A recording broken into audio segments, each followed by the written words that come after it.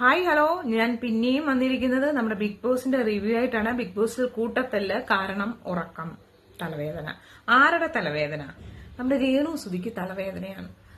രേണു സുധിക്ക് തലവേദനയായിട്ട് രേണു സുധി കടന്ന് ഉറങ്ങുകയാണ്. പക്ഷെ അനീഷിനോട് ഇൻഫോം ചെയ്തിരുന്നു. അനീഷാണല്ലോ ക്യാപ്റ്റൻ. അനീഷിനോട് ഇൻഫോം ചെയ്തു, എനിക്ക് തലവേദനയാണ്, ടാബ്ലറ്റ് വേണം എന്ന് പറഞ്ഞിട്ട് ആള് കിടക്കുകയാണ്. അപ്പൊ നമ്മുടെ ഷാനവാസ്, നമ്മുടെ രുദ്രൻ, ഷാനവാസിനും തലവേദന. പക്ഷേ അനീഷ് ഷാനവാസിന്റെ തലവേദന അംഗീകരിക്കാൻ തയ്യാറല്ല, കാരണം അനീഷിനോട് പറഞ്ഞിട്ടില്ല. അപ്പം തമ്മിൽ പ്രശ്നമായി. ബാക്കിയുള്ള അപ്പാനി അടക്കമുള്ള എല്ലാവരും ചോദിക്കുന്നത് എന്താ ഷാനവാസിന്റെ നീ അംഗീകരിക്കാത്തതെന്ന് ചോദിച്ചു. തമ്മിൽ ഭയങ്കര തർക്കം. അപ്പൊ നമ്മുടെ രേണു സുധി വന്ന് പറയുന്നുണ്ട്, എനിക്ക് തലവേദനയുണ്ട്, ഉണ്ട് എന്ന് പറഞ്ഞ് ബഹളം വെക്കുന്നു. അതൊക്കെയാണ് അവിടുത്തെ ഇപ്പോഴത്തെ ഇഷ്യൂ. പക്ഷേ ഇപ്പൊ ഇവിടെ നടക്കുന്നതിലെന്ന് വെച്ച് കഴിഞ്ഞാൽ, അതിനിടയ്ക്ക് നമ്മുടെ ഷാരികയാണെങ്കിൽ ലെസ്ബിയൻ കപ്പിൾസ് ഇല്ലേ, അവരോടൊക്കെ സപ്പോർട്ട് ചെയ്ത് ഇങ്ങനത്തെ അങ്ങനെ ആവുന്നതിനെ കുറിച്ച് അതിനെയൊക്കെ സപ്പോർട്ട് ചെയ്ത് സംസാരിക്കുന്നുണ്ട്. അതൊരു ബുദ്ധിപൂർവ്വമുള്ള ഗെയിം തന്നെയാണ്. കാരണം എന്താ വെച്ച് കഴിഞ്ഞാൽ, പുറത്തുള്ള ആൾക്കാരിൽ ലെസ്ബിയൻ അങ്ങനത്തെ ഒക്കെ ഉള്ള ആൾക്കാരുടെ വോട്ടിന് വേണ്ടിയിട്ടുള്ളതാണ് സംസാരമാണെന്നാണ് എനിക്ക് തോന്നുന്നത്. പുള്ളിക്കാരി അങ്ങനത്തെ അതിനെക്കുറിച്ചൊക്കെ വളരെ വാചാലിയാകുന്നുണ്ട്. ഇവിടെ അതിലൊക്കെ പണ്ടത്തെ ലക്ഷറി ബഡ്ജറ്റ് ഇവർക്കുണ്ടല്ലോ, നോർമൽ റേഷൻ കൂടാതെ ഇവർക്ക് ലക്ഷറി സാധനങ്ങളൊക്കെ ലഭിക്കലുണ്ട്. ചിക്കന് അങ്ങനെയുള്ള സാധനങ്ങൾ, ഇറച്ചിയൊക്കെ കിട്ടുന്ന അങ്ങനെയായിരുന്നു. കോഫി, മിൽക്ക് അതൊക്കെ കൊടുക്കുന്ന അങ്ങനെയായിരുന്നു. ഈ പ്രാവശ്യം അതില്ല. ശരിക്കും പാടുപെടും കേട്ടോ. ലക്ഷറി ബഡ്ജറ്റ് ഇല്ലാത്തടത്തോളം തീർച്ചയായിട്ടും പാടുപെടും. കാര്യം എന്ന് വെച്ചാൽ നല്ല ഭക്ഷണം കിട്ടാതെ ഭ്രാന്ത് പിടിക്കും. 2, ഇവരുടെ മിനിമം വേണമല്ലോ നമ്മുടെ വസ്ത്രം. അതെല്ലാം അവിടെ പണിപ്പുരക്കകത്തിരിക്കുക. പണിപ്പുര എന്ന് പറഞ്ഞൊരു ഏരിയ ഉണ്ട്, അവിടെ ഇരിക്കുകയാണ്. ഇവര് ടാസ്ക് വിൻ ചെയ്താൽ മാത്രമേ ഇവർക്ക് അതൊക്കെ കിട്ടുള്ളൂ. അല്ലെ ഒന്ന് ആലോചിച്ച്, അവരുടെ വസ്ത്രങ്ങളൊന്നും കിട്ടാതുള്ള ഒരു ഇറിറ്റേഷൻ, അസ്വസ്ഥത എത്ര വലുതായിരിക്കും നിങ്ങൾ ആലോചിച്ച്. പെണ്ണുങ്ങളെ മേക്കപ്പ് സാധനം കിട്ടത്തില്ല, ഓർണമെന്റ്സ് കിട്ടത്തില്ല, വസ്ത്രം കിട്ടത്തില്ല, എല്ലാവർക്കും അത് തന്നെ.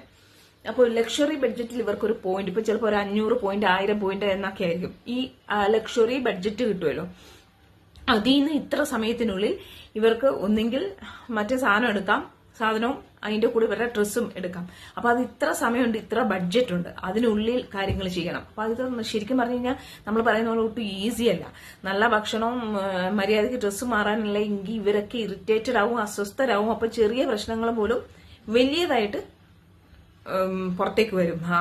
കൺട്രോൾ തുടർന്നുള്ള ദിവസങ്ങൾ അതൊക്കെ തന്നെയായിരിക്കും. പിന്നെ എല്ലാവരും ഒരുമാതിരി തണുത്ത മട്ടിൽ കുറച്ച് പേര്. ഇപ്പൊ അപ്പാനിയൊന്നും ഗെയിം തുടങ്ങിയിട്ടില്ല. അവസാനം നോക്കി എന്ന് ബാക്കിയുള്ളവർ തട്ടി ദൂരെ കളയുമെന്ന് തമ്പുരാനറിയാം. പിന്നെ എന്താണ് നമ്മുടെ ശൈത്യ സേഫ് ഗെയിമാണ് കളിക്കുന്നത്. ശൈത്യ ഇവിടെ പ്രശ്നങ്ങൾ നടക്കും. നിങ്ങൾ എന്താ ഈ കാണിക്കുന്നേ, എന്താ ഇത് എന്ന് പറഞ്ഞുകൊണ്ട് നിൽക്കുകയാണ്. നമ്മളുടെ ആൾക്കാരാണെങ്കിൽ കൂടിയും നമുക്ക് ഗെയിമിനകത്ത് നല്ല രീതിയിൽ ഗെയിം പെർഫോം ചെയ്തില്ലെങ്കിൽ അത് പറഞ്ഞല്ലേ പറ്റുള്ളൂ. അങ്ങനെ നിന്നിട്ട് വല്ലവരും തട്ടിത്തെറിപ്പിച്ച് ദൂരെ കളയാൻ അത് മാത്രം മതി. അനീഷിനെ സംബന്ധിച്ചിടത്തോളം നെഗറ്റീവിലേക്ക് പോയി കഴിഞ്ഞാൽ അനീഷ് പുറത്താവും. അനീഷേ ഉള്ളൂ ഓപ്പൺ ആയിട്ട് അവിടെ ഗെയിം കളിക്കുന്നത്. കോർണറായ അനീഷ് മാത്രമാണ് അവിടെ ഗെയിം കളിക്കുന്നത്. പക്ഷേ അത് ആൾക്കാരിലേക്ക് നെഗറ്റീവായിട്ട് പോകാൻ സാധ്യതയുണ്ട്. പോയി കഴിഞ്ഞാൽ ആദ്യത്തെ ആഴ്ച തന്നെ അനീഷിന്റെ കട്ടയും പെടും മടങ്ങാനുള്ള സാധ്യതയും കൂടുതലാണ്.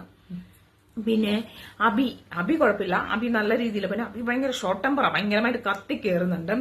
പിന്നെ അപ്പാനി ഞാൻ പറഞ്ഞില്ലേ, ആസ് യൂഷ്വൽ കളി ഗെയിം തുടങ്ങിയിട്ടില്ല, തുടങ്ങാൻ മര്യാദയ്ക്ക് ഗെയിം ചെയ്തില്ലെങ്കിൽ ഏതപ്പാനിയാണെന്ന് പറഞ്ഞാലും പുറത്ത് പോകാൻ സാധ്യതയുണ്ട്. അപ്പോ പിന്നെ ശാരിക നെഗറ്റീവുമായിട്ട് വന്നതാണ്. പക്ഷെ സംസാരത്തിൽ കൂടെ ആൾക്കാർ അയ്യോ ഇതാണോ, ഇന്നത്തെ ശാരികയുടെ പോസ്റ്റിന്റെ അടിയിലുള്ള കമന്റ്സ് ഒക്കെ ശ്രദ്ധിച്ചാൽ അറിയാം, അയ്യോ വിചാരിച്ച പോലെ അല്ലല്ലോ. അപ്പൊ ആ നെഗറ്റീവ് പോസിറ്റീവിലേക്ക് മാറാൻ സാധ്യതയുണ്ട്. പിന്നെ രേണു സുധിയുടെ കാര്യം പറയണ്ടല്ലോ മക്കളെ. നാക്കൊണ്ട് രേണു പിടിച്ചു നിൽക്കുക അങ്ങേ അറ്റം വരെ. ചിലപ്പോൾ രേണുവിന്റെ നെഗറ്റീവ് രേണു അകത്ത് നിന്നത് പോസിറ്റീവ് ആക്കും. അല്ലെങ്കിൽ ഇനി ഒരു നെഗറ്റീവ് എന്ന് പറഞ്ഞതിന്റെ എക്സ്ട്രീമിൽ പോവും. അതായത് രേണു ഇല്ലാണ്ടാകും. ഒന്നെങ്കിൽ രേണു ഇതുകൊണ്ട് വേറൊരു തലത്തിലേക്ക് പോകും, അല്ലെങ്കിൽ അടിപതറിപ്പോവും.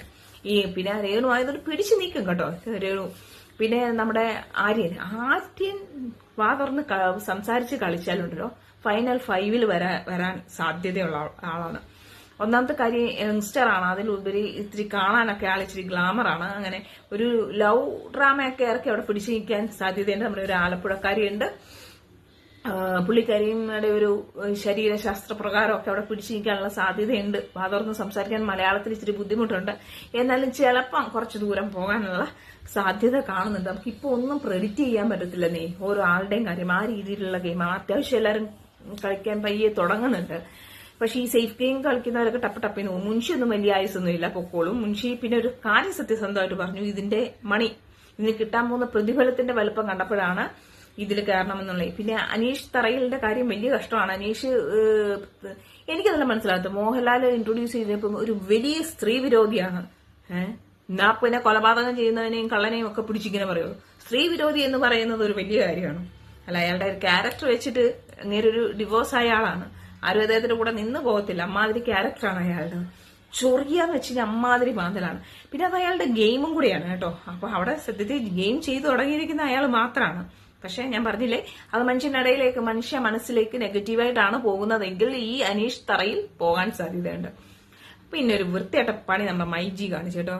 എന്തോന്നീ മൈജിയിലെ സെയിൽസ്മാനെ പോലെ എല്ലാരും നല്ല സൂട്ടും കൂട്ടും ഒക്കെ ഇട്ടിട്ട് വരുമ്പോഴത്തേക്ക് കോമണർ ശരിക്കും കണ്ടപ്പോ നിങ്ങൾക്ക് അങ്ങനെയല്ലേ സോന്നി?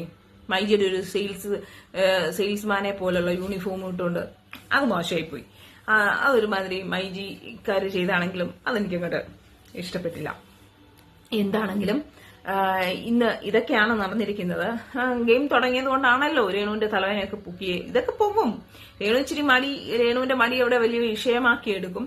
പിന്നെ അക്ബർ ഖാനൊക്കെ നന്നായിട്ട് ഗെയിം ചെയ്യുന്നുണ്ട്. അവരൊക്കെ അങ്ങ് പോകാൻ സാധ്യതയുണ്ട്. പിന്നെ പാടിപ്പാടി നടന്നാൽ ഒന്നും നടക്കത്തില്ല. പാട്ട് മാത്രം പോരാ. പിന്നെ നമ്മുടെ അഭിശ്രീ എന്ന് വെച്ച് കഴിഞ്ഞാൽ ഒരു കാലിന് വയ്യാഴിക, പുള്ളി മൈൻഡ് ആക്കേണ്ട കാര്യമില്ല. ബാക്കിയുള്ളവരെക്കാളും മേബിളാണ്, മിടുക്കനാണ്. പക്ഷെ ഷോർട്ട് ടെമ്പറാണ്. അത് എങ്ങനെ ഭവിക്കും എന്നറിയത്തില്ല. പിന്നെ അപ്പാനി ശരത്ത് പിന്നെ അഖിൽമാരെ കണ്ട് പഠിച്ചിട്ട് അതുപോലെ അവതരിപ്പിക്കാൻ വന്നിരിക്കുന്നത് കൊണ്ട് ഇവരാരും മനസ്സിലാക്കുന്നില്ല. കഴിഞ്ഞു പോയ ആൾക്കാരെ ഇവിടെ അനുകരിച്ചിട്ട് ആരും ജയിച്ചു പോകാന്ന് വിചാരിക്കണ്ട. അത് നടക്കില്ല. അത് ഗെയിം ഇവരൊക്കെ പഠിച്ചിരിക്കുന്ന പല തരത്തിലാണ്. അവരുടെ ഗെയിമിന്റെ പഠനത്തിൽ വരുന്ന ഒരു മിസ്റ്റേക്ക് ആയിരിക്കും. എന്താണെങ്കിലും വന്ന് കയറി സ്റ്റേജ് കളിച്ചേ പറ്റുള്ളൂ. പിടിച്ചിരിക്കാൻ മാക്സിമം ശ്രമിക്കണം. പിന്നെ കലാഭനുസരിക്കുക, അങ്ങോട്ടും ഇല്ല ഇങ്ങോട്ടും ഇല്ല. പക്ഷെ ആളൊരു തൊട്ടാവാടിയൊക്കെയാണ്. അതുകൊണ്ട് വലിയ ദൂരമൊന്നുമില്ല. എന്നാലും ശാല ഒക്കെ പിടിച്ചിരിക്കും. ആർക്കും വലിയ കുഴപ്പമില്ലാതെ ഒക്കെ പോകും തോന്നുന്നു. അപ്പൊ ഏറെക്കുറെയൊക്കെ ഇത്രയൊക്കെയാണ് ഇതുവരെയുള്ള എന്റെ ഒരു നിഗമനം. ബാക്കിയൊക്കെ കണ്ടിട്ട് പിന്നെ വരാം.